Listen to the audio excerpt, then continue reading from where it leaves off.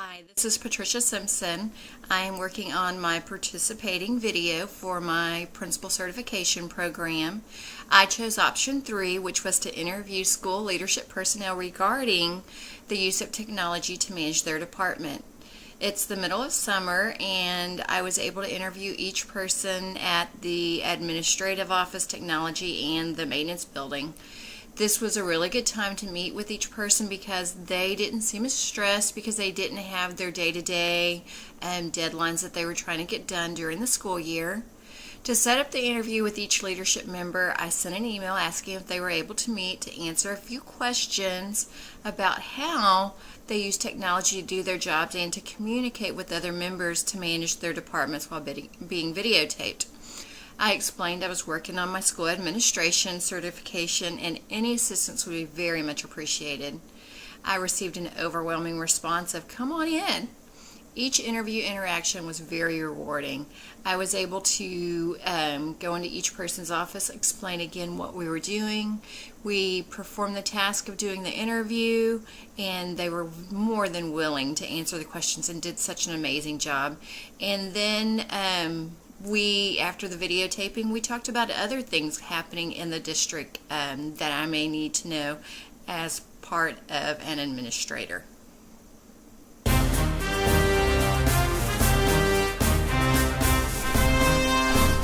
So this morning I'm meeting with Paul Urban, who is the Director of Technology. And Paul, tell me how you use technology to do your job here. I guess it all starts with communication. Email is the backbone of any type of communications because in a busy workday we don't have time to actually track people down and talk to them on a face-to-face basis anymore. So a part of what we do is in communicating with our people is trying to remotely support the users as best we can, since the biggest cost in any type of K-12 or business anything is personnel. So the more that you can get your personnel to be more effective, the better it is for everybody. So it starts with email.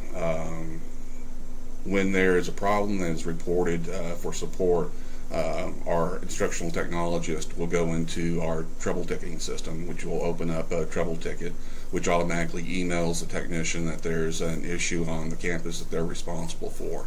At that point, the technicians have several tools that they can use to remotely manage and support the device. We use a product called a Case 1000 that allows us to remotely connect to a computer and troubleshoot problems without having to physically go and work and be at the location where the computer is at. Additionally, we use another case product, K2000, when we're initially setting up the products or the computers. A lot of times it takes a long time to install the operating, install all the different applications, and the K2000 allows us to create scripts that run automatically. So all we have to do is plug the computer into the network, boot it to the Case 2000 appliance, and then we can push applications remotely to the computer. So it cuts down on the amount of time that we have to sit there and put in the CD, install this program, go into the next one, install this program, so forth and so on. We also use another part of the things that I'm responsible for is the security of the network. Obviously, since we're a public K-12 institution, we're bound by the SIPA laws, which is the Child Internet Protection Act that was passed by Congress, which basically means that we have to filter what our students and teachers can get to because unfortunately there's a lot of bad things out on the internet. And additionally, there's also security as far as viruses and hack attacks. For the filtering, we use a product, internet filter called NetSpective, which basically allows us to set profiles that says, okay, students can get to these sites and do these sorts of things. Teachers have a greater latitude to get to things, and of course administrators have a larger latitude. That allows us to filter out things such as pornography, alcohol, hate speech, those types of things. The device we use to actually filter for hacks and those types of things is called a Palo Alto firewall. And this, once again, allows us to set up profiles that says, okay, students can run these applications, but they're not allowed to run these applications. And again, once again, based on who the user is, we can set up different levels of security or what they can get to. So teachers have a larger,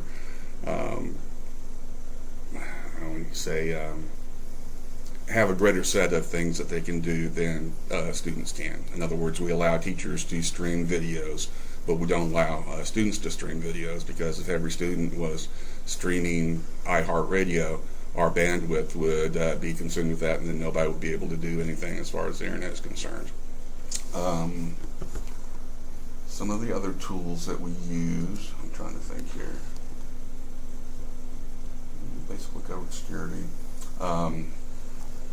We also use a couple of administrative programs that we run and support on the network. This is our student information system, which is normally known as Skyward, and this allows us to track student grades, report state information to the state of Texas for funding, and then our financial systems that allows us to actually run the day-to-day operations of the school district, and we support those. Do you have any other questions? Or? I do have a question. On our campus, when we have a technology issue, we have to get in on and fill out a help desk request. Right. Tell me the process with that. Does it come to you and then to the technologist? You know, the steps for that. The step that goes with that is the teacher will contact the instructional technologist that is on the campus. The instructional technologist is a teacher position that's basically housed at the campus to help teachers integrate technology into their curriculum. But they also act as our first line of troubleshooting, and their job is to talk with the teacher and rule out the easy stuff. You know, is the monitor plugged in? Is there power to the computer? And then once they determine that it's actually an issue that a technician has to deal with, they'll go into our help ticket system on Eduphoria and enter a work order request for one of the technicians. And then based on which camp it is, it's automatically routed to the technician that is responsible for that campus. And then that technician gets an alert on their email system, and then they can either remotely connect to the computer to take care of the problem, or if they happen to be on the campus, they can drop by and take a look at it. Now we also are signed up with a self-maintainer program with our hardware vendor. So once they determine that if it's a problem, an actual hardware problem that's covered under warranty, they're able to electronically connect to the vendor and order the parts to be shipped the next business day to be replaced in the computer. And then once they resolve the problem, then they close the ticket out. And I get an email at each stage of the operation saying, well, this ticket's been opened, it's been assigned to this technician, this is the status of it, and then when it's actually closed, I get another email. Okay, well, great. Well, appreciate it. Sure, no problem. So we're here with Frank Watson, who is our Chief Financial Officer. Correct. And Frank, can you tell me how you use technology to perform your job here? Sure. All of our data comes across from the Williamson County Appraisal District. We get our values, our taxable values. We use technology to do our templates to figure out all the budget, all the accounting software that we use.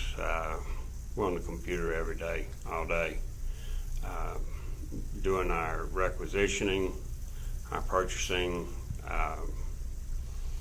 quoting, constant communication with Texas Education Agency. Skyward is the software we use, and it's everything we do is based through the computer. When you are doing the accounting, I know each campus has their own budget. Mm-hmm. Do they submit that budget? They submit it to you through the computer? Yes. And then I know each individual, they have their individual campus, but then do you compile that data into a larger? Absolutely. With our Skyward database, what we have is there's several different modules The budget is actually, they enter their budget, and then it comes to us at central office, and we compile or merge the budget together, go through it, assign the proper accounting codes,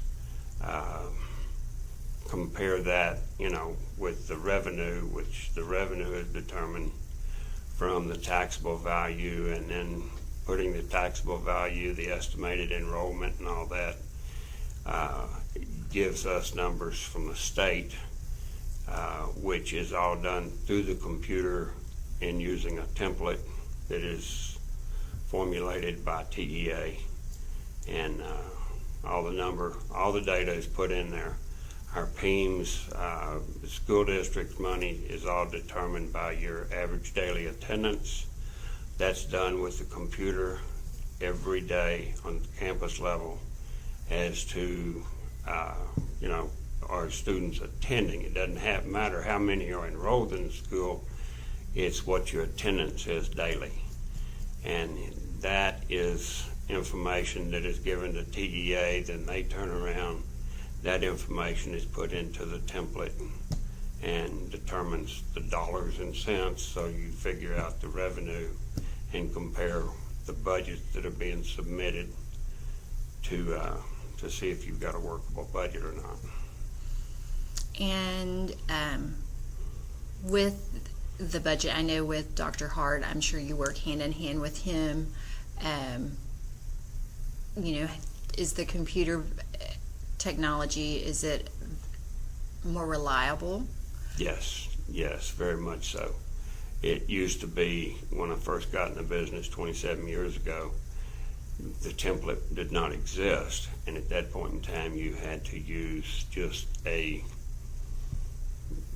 compilation of formulas, which was usually about 7 or 8 pages long, of multiple formulas, in taking the same information and manually computing what the dollars and cents were, and it would take hours to do what I can do now in a matter of minutes. That's amazing. So, yeah, yes. That is amazing. Do you want to tell me anything else about how you use technology to do your job and communicate with others? Well, obviously with 450 employees and people constantly spending money, we have quite a bit of communication going on.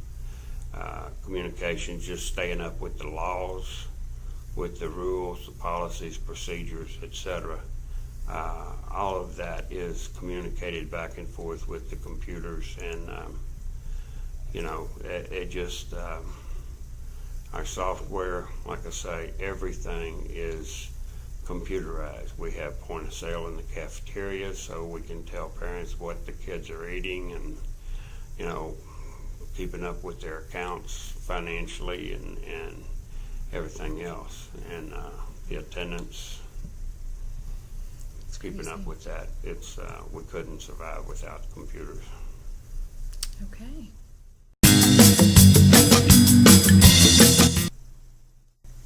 This is Andy Pogue, who is our Director of Maintenance. And Andy, can you tell us how you use technology to manage your department? Yes, we, I've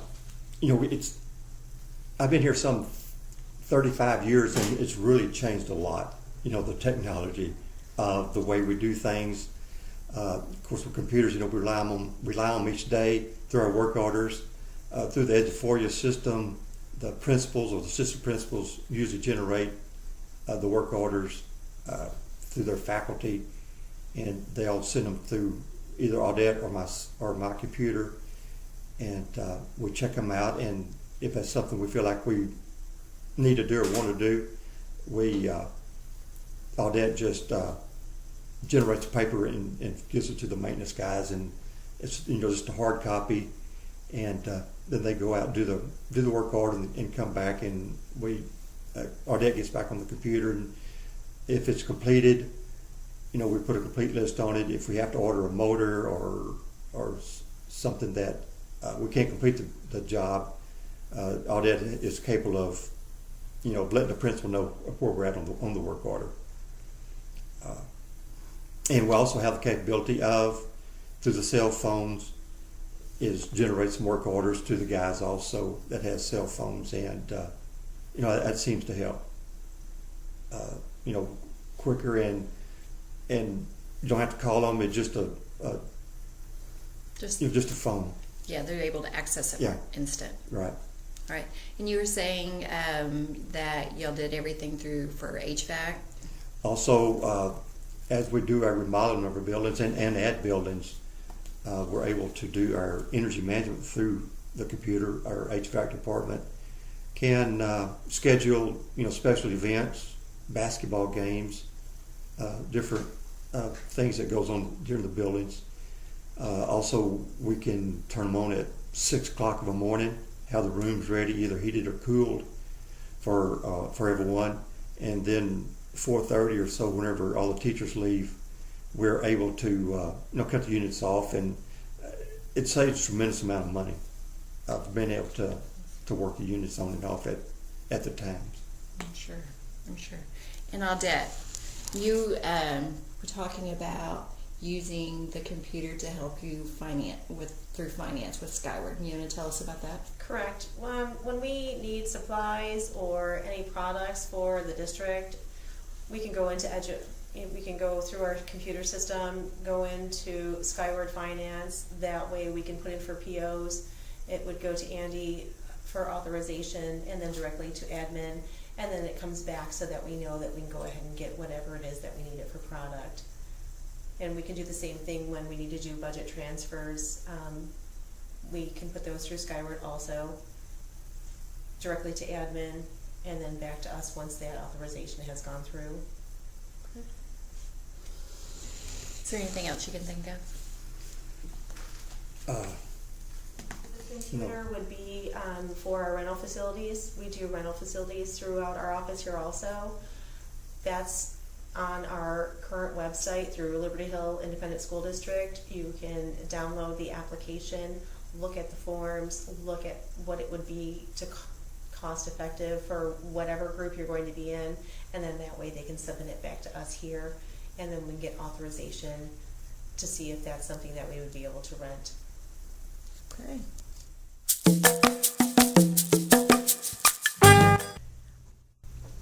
This is Barb Schifrin. She is one of our payroll administrators. And Barb, can you tell me how you use technology to do your job? Well, I use the computer every day to process payroll and time off, and every aspect of payroll is pretty much done on the computer. And of course we use the telephone for our, talking to people about their payroll problems, and use email, and so it's a very important tool as far as getting everything processed, right down to paying our vendors for benefits and sending out the paychecks to direct deposit. That's done through wire transfers and ACH. So we use the technology a lot. Okay. And how do you use the technology to communicate with staff at the different campuses when they have questions in regards to their payroll or their benefits? Probably at least 90% of the time we use emails to communicate. We either can send out emails to all staff to give them updates on benefits or other information that they might need. And of course, people can easily email in a question without having to disturb their day or take a phone call when they're in the classroom. So it's a very nice tool to have. Most definitely is, because I have emailed you a time or two. What about with the benefits? I know, we have the benefits portal. And what is your job within that benefits portal? with using technology, does it create files for you? Are you able to do reports? Yes. We put everybody, all employees, into the benefits hub with all their personal information, and then of course everybody uses it to select benefits and so on.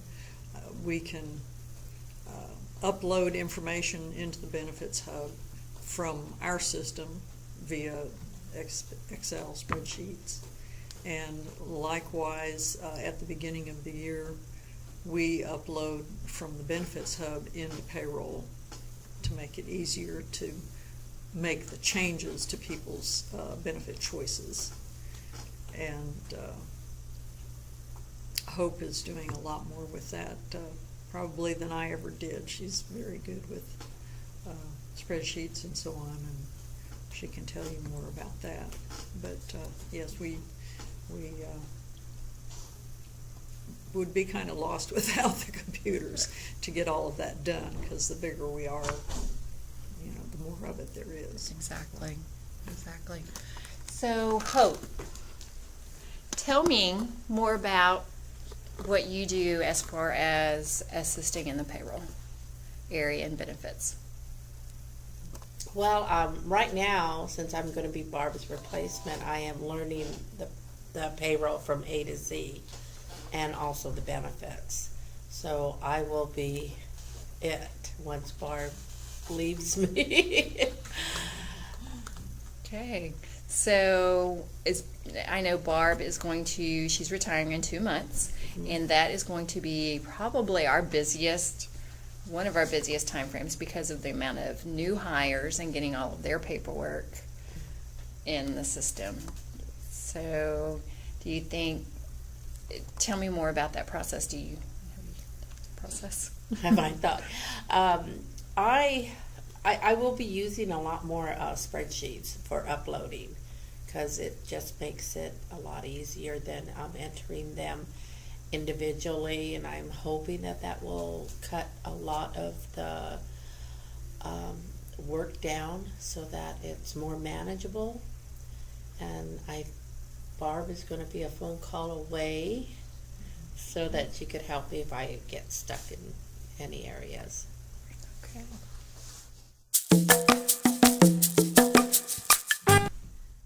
All right, this is Chrissy, and she is our Skyward coordinator. And Chrissy, can you tell us how you use technology to do your job and communicate with others? Sure. I think my whole life here at work is technology. Having 2 screens now makes a big difference to me. I think I was kind of new with that, but lots of Skyward, lots of email. Email is just kind of the way now. But with Skyward, we schedule all of our students, we enter in all of our employees and communicate back and forth with them. You'll probably speak with Barb or with Hope in payroll, and we link closely to that. I link the student side with the HR side. So Okay. it's a whole lot. So with Skyward, you're the one responsible for entering in all of the medical stuff with students, or is that the district, the campus secretaries? I mean, how does that work, and especially with grades as well? With any of the medical information, we really enabled our parents lately with family access. And what we allow them to do, I set up on in the summer kind of an online registration. And so when a student is enrolled, then their basic information gets put in, and the parents then can log in and say, okay, my kid's got an allergy to penicillin. This is their doctor. This is what's going on with them. They carry an EpiPen, those types of little things. That then gets uploaded to a form that then the school nurses can access, the school registrars can access if needed. But really we kind of leave it in the parents' hands to put that information in so that we have the latest and greatest, so that it can be updated every year, and then our nurses follow up on it. As far as grades are concerned, we have part of Skyward is Gradebook, and we enable the teachers to go in and do that. As they're going through their 6 weeks, our registrars have certain deadlines, and we'll open up those grading periods. The teachers then enter that in. That then gets posted, and whatever is posted can then be printed on report cards. Then that also enables our parents to go in and check on our kids' grades as they're entered in and as they're posted. You know, I can go into my son and say, okay, well, he's having trouble in history, and then there's another great way to use technology for our parents as well. Then you can just click to email that teacher and go directly to that teacher if you have an issue. Okay. Do you use Skyward for anything else? Let's see. It seems like it's just kind of my life. So, which I'm thankful for.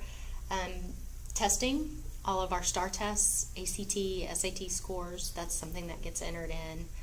All of that information along with the grades, then our registrar at the high school does a whole lot of work to get transcripts sent out to different colleges and things like that. Goodness, all of our state reporting and stuff, which you'll talk to Amber about for PEIMS reporting. And food service, we have food service. You might talk with Julie as well. That's part of Skyward. So. Okay. Awesome. Thank you. Mm-hmm.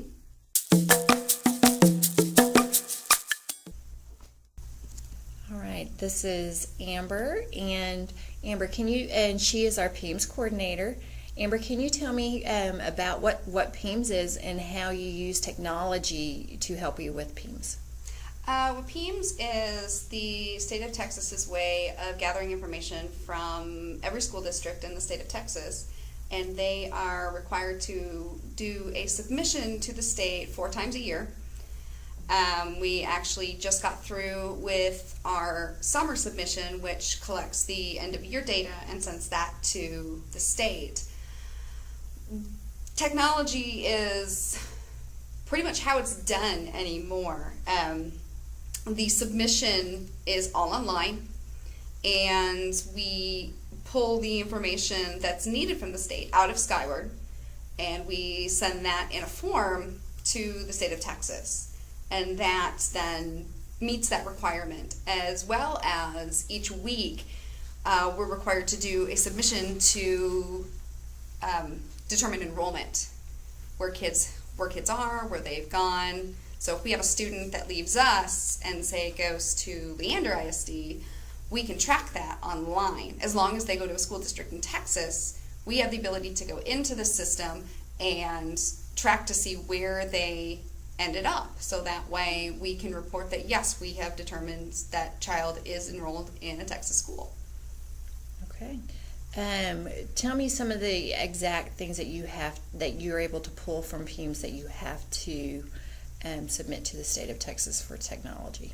Well, technology. One of the things that gets pulled every time is student demographic data, their name, their date of birth, their student ID, their federal race, those types of demographic things. And then depending on the submission, it could be, for example, on the summer submission, it's a lot of course completion data. Did the student pass? Did they fail? What courses did they take? Who taught those courses? We have what's called a leaver record, which tracks where a student goes after they leave. So if they leave us and say go to Leander, they're a leaver for us until we've confirmed that they have enrolled in Leander. So we have to report that, the kids that leave us. We have to report the students who graduate. We have to report the students who are using the new Foundations High School program for graduation. We report discipline data. We send discipline data to the state, what the kids have done and how we handled those situations. So those are some of the things that we pull out. There's many things. In the wintertime, there's a submission for our financial data, our budget, how much money we have, how much money we're spending, what we're spending it on. So we pull all of that out of Skyward and we send that to the state of Texas. How do you use the technology for PEIMS to communicate with all the different campuses? Because you have to basically gather most of that information from those campuses, correct? Yes. there's extract processes that are in Skyward that I can pull the data together, but then I take the time and review that information, and if there's a question, I will then send that to either the registrars or the counselors or the principals through email. Email's big.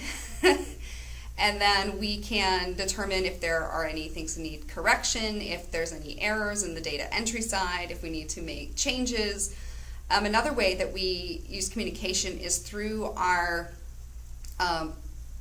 person enrollment system, the weekly system that we have to submit enrollment data. We have the ability to look and see where that student went to, and then if we have a question on what date that they enrolled or anything about that student, we have the ability to click right there to email that particular person who made that submission, which is usually the PEIMS coordinator. And we can email them directly, and it's set up on a secure system. So we send that to them and say, hey, I see your enrollment date is this, but we have them withdrawing on this date, can you confirm? And we can enroll them directly instead of having to go through and try to find their email. It's all right there in one system. Nice. Anything else you want to tell me about how you use technology? Well, we have Skyward, we have what we call Edit Plus, which is where we send our person enrollment and our PEIMS submission through. We also have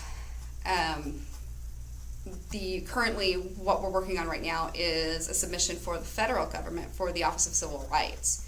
And this is a submission that's done every 2 years, and basically we report a lot of similar data that we send to PEIMS, where they're asking for how many students you have, a demographic breakdown, attendance, discipline, those kinds of things, and we send that to the federal government, and they use that for statistical purposes, for determining if there's any discrimination, because this is the Office of Civil Rights, so they're looking for discriminatory patterns or things like that. And so that's one thing that we're working on right now, is getting our submissions sent, because every school in the country has to do this.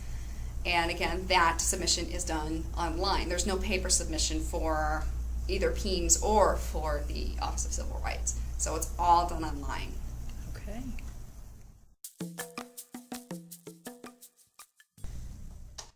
All right, this is Julie Keppel, and she is Child Nutrition Services Assistant.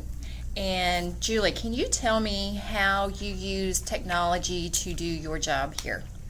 Okay, probably one of my biggest jobs, and it goes throughout the year, is free and reduced applications.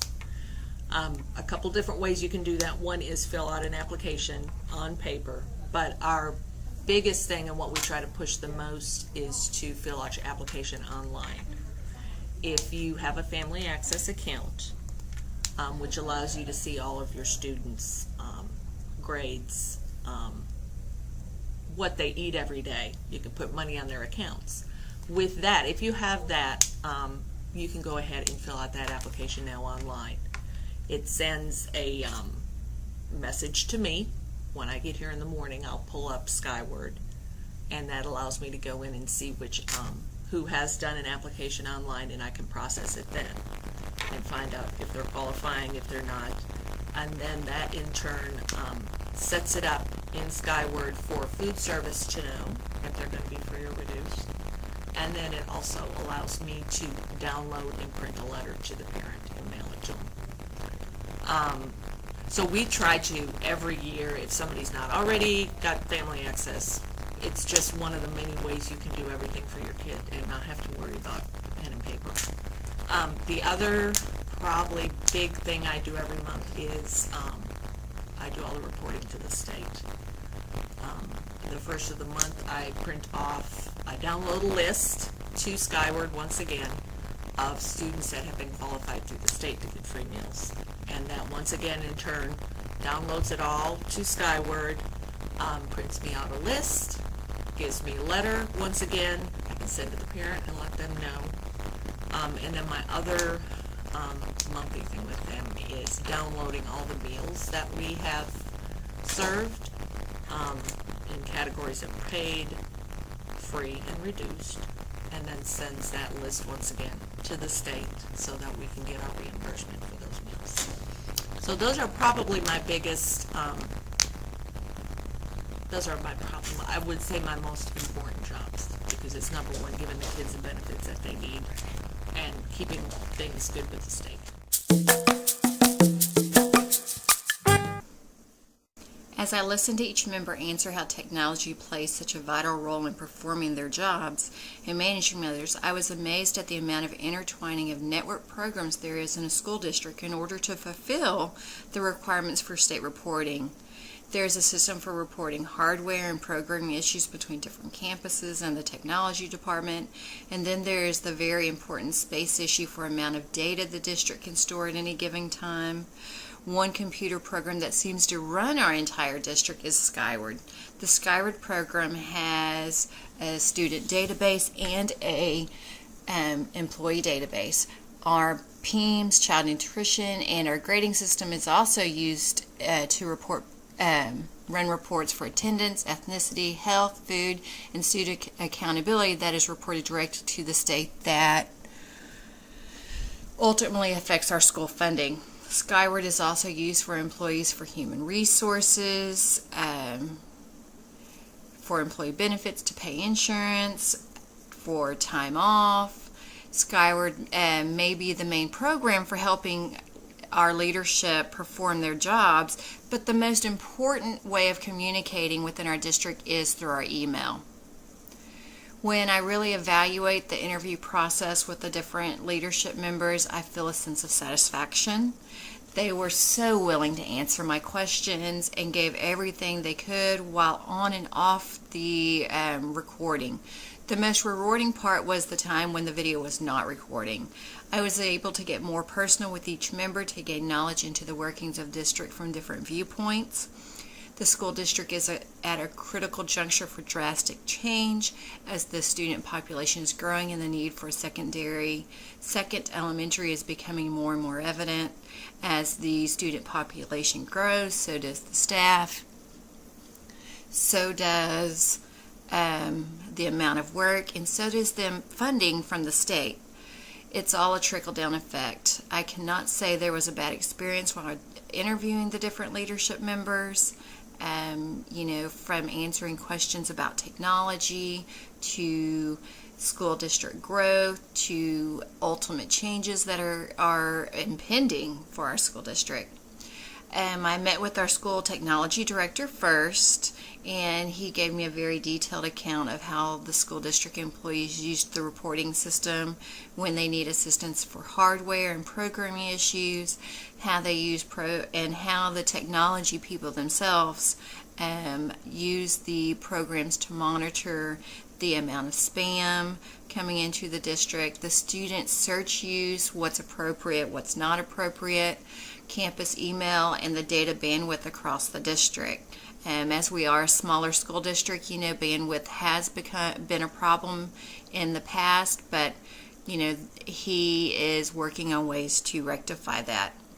The next person I talked to was our finance director, Mr. Watson, and he talked about how technology has changed over the years, where everything used to be pencil and paper. Now he's able to use the Excel programs, the Skyward, the tax assessor's information to help him get a good handle on the budget use and the funding available, and then how each campus's budget, each principal works on their own budget and how that's all integrated together, and which helps him ultimately work with the superintendent and the school board. The maintenance director uses technology a lot less than the other departments. It's more of a paper pencil kind of thing. They use a carbon paper system to track work requests, and then they use text messages with the guys who are out on site whenever there is an issue that arises, because that seems to be a more prompt way to get a hold of them than using an email system.